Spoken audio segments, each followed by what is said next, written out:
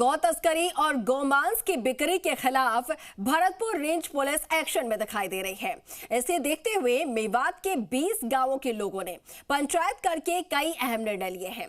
मेवात में आपको बता दें कि यहां पर गौ तस्करी और गोमांस बिक्री करने पर अब 1 लाख रुपए का जुर्माना लगाने का निर्णय पंचायत ने लिया है।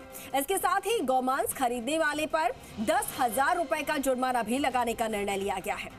वहीं सोशल मीडिया पर महिलाओं की अश्लील वीडियो वायरल करने वालों पर 11,000 का जुर्माना और नशा करने वाले युवाओं पर 11,000 रुपए का जुर्माना लगाने का निर्णय पंचायत की तरफ से लिया गया है। साथ ही तस्करों, साइबर ठगों और नशा करने वाले लोगों को लेकर जानकारी देने वाले व्यक्ति को भी 11,000 रुपए पुरस्कार स्वरूप देने का निर्णय लिया गया है।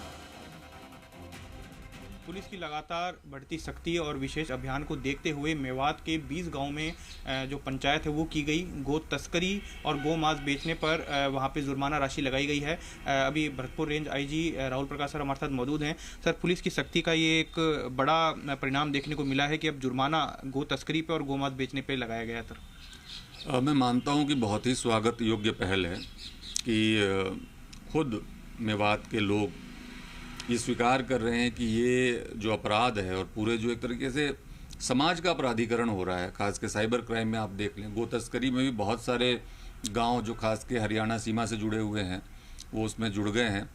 और इस अपराध के ऊपर नियंत्रण के लिए पुलिस जो प्रयास कर रही है, पुलिस ने इसमें ऑपरेशंस चला रखे हैं। नंदी प्रहार के नाम से गौ तस्करों के विरुद्ध चला रखा है और एंटीवायरस के नाम से साइबर क्रिमिनल्स के विरुद्ध चला रखा है। तो खुद जो सरपंच हैं 20 गांवों की पंचायत जोड़ करके अगर वो ये बात को कह रहे हैं कि जो लोग हमारे समाज के लोग इसमें अपराध करेंगे या उससे जुड़ेंगे, इवन उसमें गोमांस खरीदने वालों के ऊपर भी जुर्माने की बात उन्होंने कही है, तो मैं मानता हूं कि इससे कहीं ना कहीं पुलिस के जो मुहिम है उसको बल मिलेगा, ताकत मिलेगी। और हम जो एक एस्टिमेटेड टाइम मान रहे हैं कि हम इतने दिनों में इस पर नियंत्रण कर लेंगे, पूरी तरीके से इसको ख़त्म कर पाएंगे, उसको हम और जल्दी कर पाएंगे। अभी तक हम लोग ये कोशिश कर रहे हैं कि प्यार मोहब्बत की भाषा से अपराधियों को ये बात समझ में आ जाए, लेकिन अगर ये भाषा उनको समझ में नहीं आएगी तो हम पूरी तरीके से प्रतिबद्ध हैं कि जो भी सख्त कानूनी उपाय हैं उसके माध्यम से इनके पूरे तंत्र को, इनके अड्डों को, इनके संसाधनों को नष्ट करेंगे, तोड़ेंगे। सर, जो ये गो तस्कर हैं सर, इनको मतलब किस तरह से सर चिन्हित करना और आप जो कार्रवाई की आप बात कर रहे हैं सर, किस तरह की रणनीति मतलब बनाई जा रही है? और सर, ये जो पंचायत बुलाएगी इसमें कितना जुर्माना लगाने की बात सर कही गई? जो मुझे भी मीडिया के माध्यम से पता चला है, और वो जो उसमें 1 लाख रुपए के जुर्माने की बात कही गई है जो लोग गो तस्करी से जुड़ेंगे और साथ में साइबर क्राइम करेंगे और गोमांस का क्रय करेंगे, उनके ऊपर भी जुर्माना लगाया जा रहा है।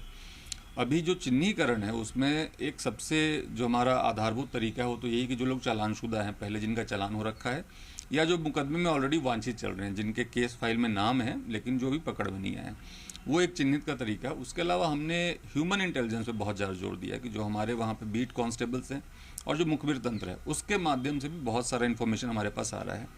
इसके साथ साथ मैंने अपना खुद का ऑफिशियल नंबर जो सोशल मीडिया पे दिया था, उस पर रोज़ आप मान लीजिए सैकड़ों मैसेजेज आते हैं, वीडियोज़ आते हैं, फ़ोटोज़ आते हैं और उसके माध्यम से भी काफ़ी सूचनाएं हमारे पास आ रही है। उसको भी कंपाइल करके संबंधित पुलिस अधीक्षक को मैं भेज रहा हूं लगातार प्रतिदिन।